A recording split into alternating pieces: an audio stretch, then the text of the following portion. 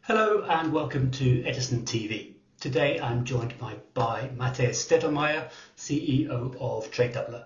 Tradedoubler is a global marketing and technology company that helps advertisers and publishers grow through performance-based solutions, market data insights, and advanced tools for tracking the customer journey. Matthias, many thanks for joining me today. Thank you so much, Dan. Thank you. Great to be here. And can we start with an introduction to the business? You're a leading European digital performance marketing company. You've got quite a long track record. Can you give us some background on the company and the main areas in which you operate? Of course, with pleasure. So Tradedoubler is a pioneer in performance-focused digital marketing services and technology. The company was founded in 1999 in Stockholm by Martin Lorentzon and Felix Hagner. The name of Martin Lorentzon probably rings a bell. He later went on to be one of the founders of Spotify. Today, we do business in over 90 countries for a little bit more than 3,000 brands who we call our clients. Our main business areas are partner marketing and influencer marketing, where we have built networks of more than 300,000 publishers, or respectively over 1 million influencers to do advertising on behalf of these brands. The business itself is built on a proprietary platform, which is why we call ourselves a technology company, which provides tracking, the payments, and many other functionalities to enable smooth collaboration between brands and partners. And then on top of that, the services, we offer global services, but with the local expertise. So we have around 400 people sitting in 18 offices, being really close to the brands and partners and influencers that we're working with. And digging into your value proposition specifically, particularly why do your customers choose Tradedoubler over your competition? Well, we are a risk-free option. Partner marketing is the only channel in digital marketing that is based on outcomes only. So at Tradedoubler, the brands generally pay only for results. We place advertising on publisher websites or influencer channels, and the brand pays a commission only when a sale has happened or if a desired action has taken place, like an app download, lead generation, or a sale. Our clients consistently report strong return on ad spend and incremental value that we deliver to them through our partners. So we are able to deliver measurable success based on our three main assets that I mentioned already, at least a little bit: the vast network we have, the technology, and then this global approach with the local expertise. That is what makes us unique. And now turning to financial performance and your financial goals. You've got a good track record of financial performance, but specifically you've also said that you're targeting growth of 10% per annum and an EBITDA to gross profit margin of 25%. Can you put that in context with where you are now, and also discuss how you're aiming to meet these targets, and then perhaps also touch on how you're incentivized to drive this performance? Of course. We have grown revenue by more than 10% in recent years. We will continue to do so this year as well for 2025. I don't tell you too much about that. You can see that in our numbers so far very well. Our margins are getting closer to the target, and we are continuously balancing between the earnings and further investments that we want to put into our growing business, because we basically have so many different opportunities to grow further. In essence, we have identified 4 key growth areas. We want to continue to grow in existing markets to emphasize and strengthen our leadership position. We're expanding into new markets. So we have launched in Australia, the United States, Mexico, and we have now Brazil on the agenda as well. We are leveraging our client base, so the 3,000 brands that we're working with, for new products. So for example, rolling out to influencer marketing, rolling out to app marketing. And then we're utilizing AI to drive efficiency internally.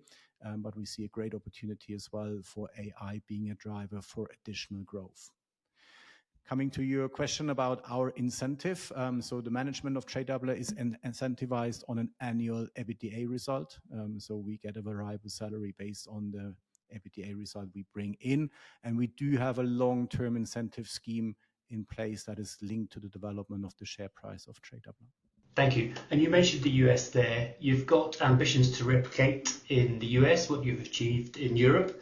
And I understand that you personally are spending a significant amount of time there to oversee the expansion. Can you talk through your strategy in the US for getting market share in that region, and also discuss the competitive environment and how that might differ from that in Europe? We have started we have set up business in the United States officially this year, but we have started to expand into the United States already 2-3 years ago. So we have started by expanding existing clients, basically from the UK, international clients that we have across Europe and other markets. We have started to expand to the US. With these then on board, like we had around 150 brands live in the beginning of this year. We started to set up an office, have a legal entity, and then focus on building a network of publishers, which is then obviously the main requirement for us to be able to play in a new market. And now we think that we are in a position to approach local clients. Today, now at the end of 2025, we have a little bit more than 200 clients in the United States. So we have good traction. The principal business there and the market conditions in the United States are very similar when you compare to other Western countries. But it's as with every country, basically, it's these small differences in culture, focus, and mindset that matter. This is why it's so important to have a local team and being present there. Influencer marketing is a more recent addition to the company. Can you talk about the similarities and differences compared to your partner marketing business, and also the growth and profit outlook for that part of the business? And fundamentally, how big do you think that part of your business could become?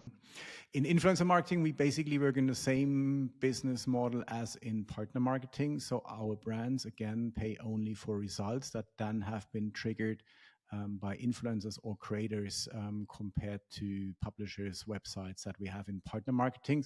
So brands working with us pay only for results. The difference is that the network that we have created is 1 million of influencers and creators instead of publishers. Influencer marketing itself is the fastest growing digital marketing channel, and we think that it has the potential to become one of the largest overall. At Tradedoubler, it's quite sizable. It's around 30% of our total business. It has grown 50% last year. It will grow around 40% this year, and we are quite comfortable that we can keep this traction. So it's very, very important, and it's very exciting as well for our brands. And then finally, you've got a healthy cash position, you're cash generative. What are your priorities for capital allocation? For example, is M&A on the agenda? Sure.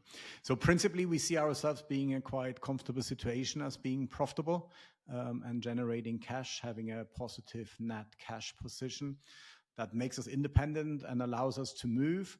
So we're constantly evaluating which steps we can do in order to push us forward on our growth agenda. M&A is certainly a topic that we're working on, either to expand our existing positioning in partner or influencer marketing, or to add new relevant offers to our portfolio. Like we did that with the acquisition of the mobile app business that helped us to establish Happiness, which is potentially the next rising star in our portfolio. So we are actively working on that. Matthias, a really good introduction to the business. Nice to see a business with a fundamentally solid cash generative platform with a number of different growth vectors. Many thanks for joining us today. Thank you so much, Dan. Pleasure.